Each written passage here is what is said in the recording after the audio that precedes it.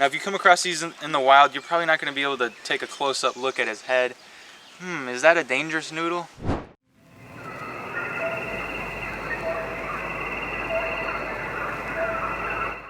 Hey, what's up guys, it's Dan from Pinpoint Wildlife. Today we're going to be looking at a common water snake. Alright guys, so again I have here a common water snake. These are probably the most common snake you can find in probably anywhere in the US really. Aside from maybe a garter snake, these are going to be really common. Now this is, I want to say, maybe a 3-foot snake, but I've seen them get up to about 4.5 feet, especially around these parts. There's a lot of food for them. A lot of healthy water snakes, which is a good sign. Now one thing with these common water snakes is they're often misidentified for a venomous species of snake, like a copperhead or a water moccasin, which is pretty sad because they end up getting killed because a lot of people don't like these venomous species of snakes. They don't want them near their house or whatever. They don't want them near their kids, which is understandable. But if you are finding a venomous species of snake, there's no reason to kill it or even go near it really, because your chances of getting bit by a venomous snake are a lot higher when you're working with it, when you're touching it, or when you're trying to chop its head off. So if you see a snake, whether it be a water snake, a copperhead, or a water moccasin, or whatever, you don't know what it is, just let it be and ignore it from the distance. It's going to do a good part in the ecosystem in controlling other pests that you might not even want. Now there's a few ways you can distinguish a water snake from a copperhead or a water moccasin or something like that. First and foremost, his body is going to be a lot more slender, whereas a venomous snake's body is going to be a lot more stout, a lot more thick and short.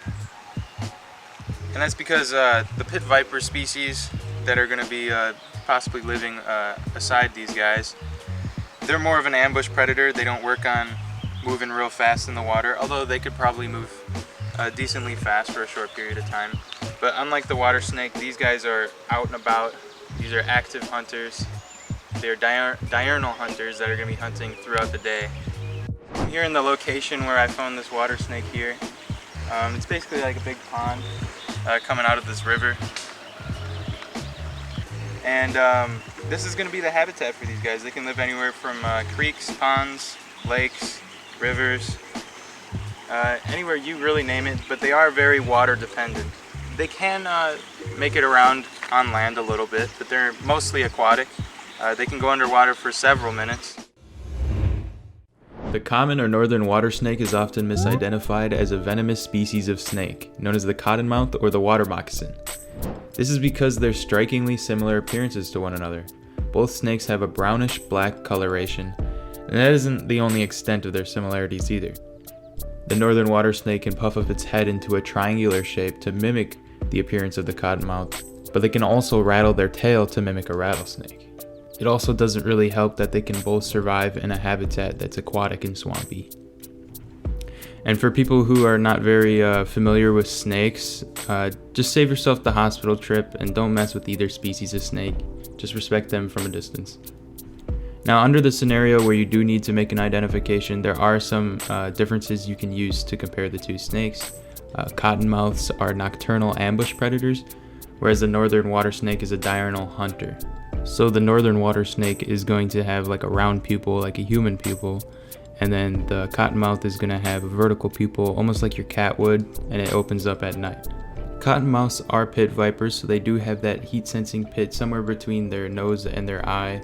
A lot easier to notice is their more stout, thicker body, and at adult size is only going to be about 2 feet in comparison to the northern water snake that's a little bit skinnier, and it can come anywhere from like 3 to 4.5 feet at full grown.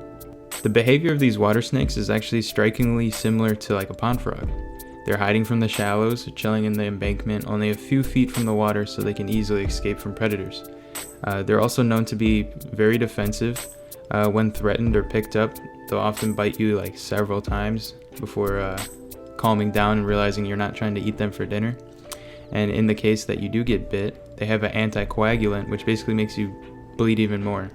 Luckily for me, when I picked up this guy, he wasn't too feisty. He was a little intimidated, and then he musked on me, and pretty much he chilled out from there. Although northern water snakes are usually just hanging out for about 5 minutes underwater, they can hold their breath for an hour and 30 minutes. I found this one swimming underwater here, and then I also found a snake swimming on top of the water. They swim really fast, and they also have a pretty decent ability on land to just move around on land as well.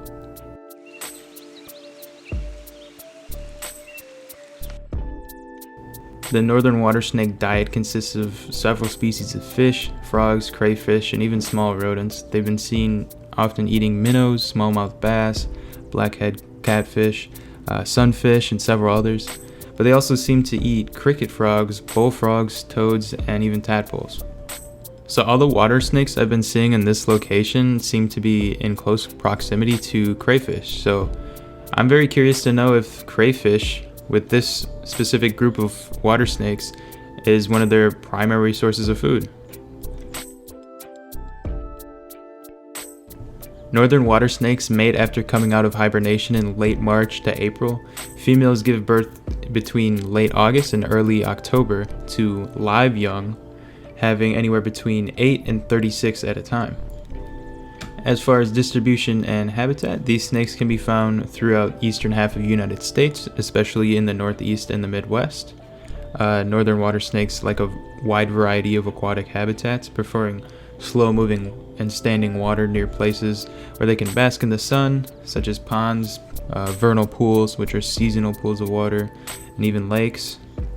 As far as the conservation status, the IUCN marks the northern water snake as a least concerned species.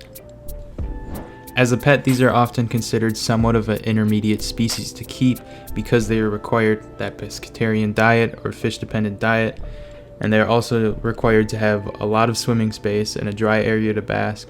Also, breeding, for one, can be very difficult because you're forced to give them a cooling period where the enclosure drops down to 50 degrees Fahrenheit.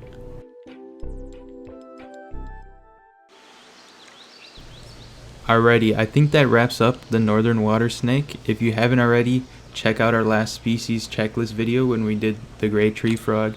And if you like this video, make sure to like, comment, subscribe, do all that fun stuff. You can even check out my Instagram in the description below. Alright, later.